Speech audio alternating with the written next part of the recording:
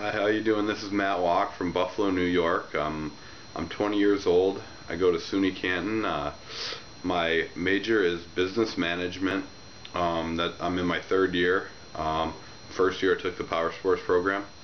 Lately I haven't been really working on vintage motorcycles. Mostly my freshman year consisted of that. I worked throughout the whole freshman year and a little bit through my sophomore year working on vintage motorcycles, but lately I've been doing a little bit of work on vintage dirt bikes, and that's been going really well for me so far lately, and that's all I've been up to with the vintage stuff. Okay, Matt. Now, why did you come to SUNY Canton Power Sports program in the first place? Well, I was looking for like a motorsports related field. I always had an interest in motorcycles and dirt bikes and whatnot, and Canton just looked like more of like a personal, smaller kind of campus, and more of like a personal environment. So I went in the power sports program, and it was great. The teachers were very, there weren't many students in the classes, so the teachers could help you. They knew everybody by name. It was a smaller environment and really suited my my style better, and I think it helped me in the long run with learning all the stuff, because it just suited my environment a lot better. So given the present day technology that's available, what did you think about the antique motorcycles when you first saw them? I thought they were just like out of this world. I've never seen anything like that before. I mean, I've seen a lot of motorcycles, and I just thought they were incredible. Like they interested me right away. They drew me in because of how old they were, and I was just like really surprised with how there was guys out there who were still running these machines, and it was just huge to see that, and it was really inspiring for me. And it's like the modern day technology is actually really the same concept as the older bikes. It's just the technology that's been put into these bikes is what is the big difference. It's just all the same concept, but just newer technology to make the bikes overall better.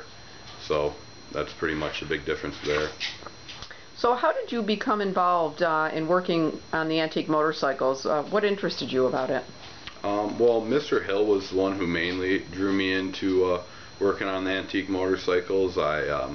He was the one who got me to work on the 1915 military project. It was part of one of our courses in the power sports program to take an engine and rebuild it and eventually run it. And he came to me with this project, and I was all for it, because I thought it would be awesome to build a bike that old, and I never worked on anything that old before, so it was a huge challenge, and I just wanted to see how I would do with it, and it was great for me to take that challenge on and really succeed, and I set goals, and I feel like I accomplished them all with doing it. Okay. Coming into the college, did you ever think that you would be working on something like this? No, not at all. I mean, I knew I'd be working on all kinds of bikes and all kinds of machines up there, and I knew I'd have great opportunities going up there and to work on stuff like but never anything like this. I mean, it was really a dream come true to come up there, and I mean, just to be able to work on something that old and just have success with it. It was awesome, So that was just really a dream come true for me, for sure. It's great. Now, what did you get out of working on an antique motorcycle compared with a modern day one? Well, the biggest thing to me was it was just so challenging, and like I don't want to work on something that's just going to be like, oh, I did this and I did that, and it was a breeze. I wanted something that challenged me, and that's what the military did. It challenged me. You can say you have a modern day bike, you know you need a part, you just call up your local guy and order it, and it's there within 2 days. You just throw it on the bike and you're good to go.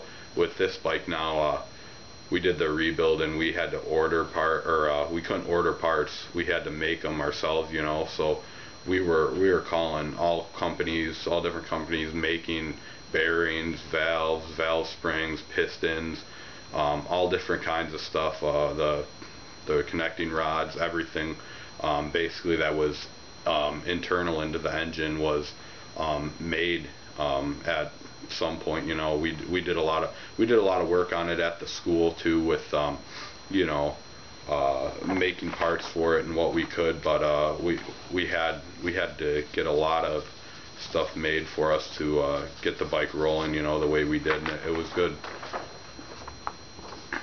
So if you had an opportunity to ride one of these motorcycles in the Cannonball Run, would you? And do you think that you could actually make the whole trip? Yeah, I would definitely ride one of these things. It would be just huge. Like, it would be out of this world for me. I never would think I'd ever get an opportunity to do something like this, and I mean, it would be huge for me. I'd love it, you know. And yeah, I think I would be able to do the whole trip. I mean, I know I'd have the support of Mr. Hill. He'd be right there by my side, and by far he's one of the most intelligent people I've ever met working on these motorcycles. I mean, if you need a guy, if you got a question about one of them, he would be the guy to go to for sure.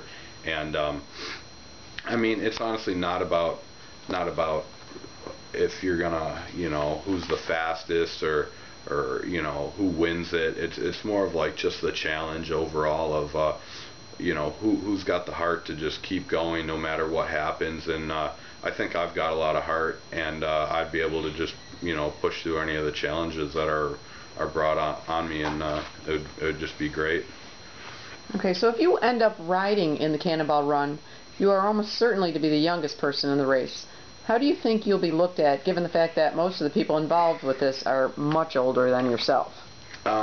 Well, I don't think age would really matter. I mean, to some extent it would, because I mean, like, you learn something new every day. I mean, I would learn a lot from this experience, but and that's all that I'm looking for, you know. I mean, yeah, I'm inexperienced, but I'd have people there along the way helping me out with it, you know.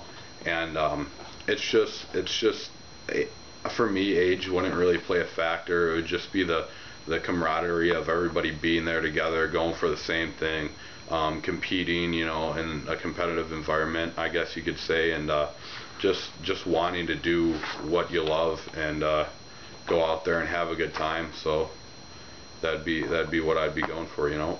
Okay, thank you.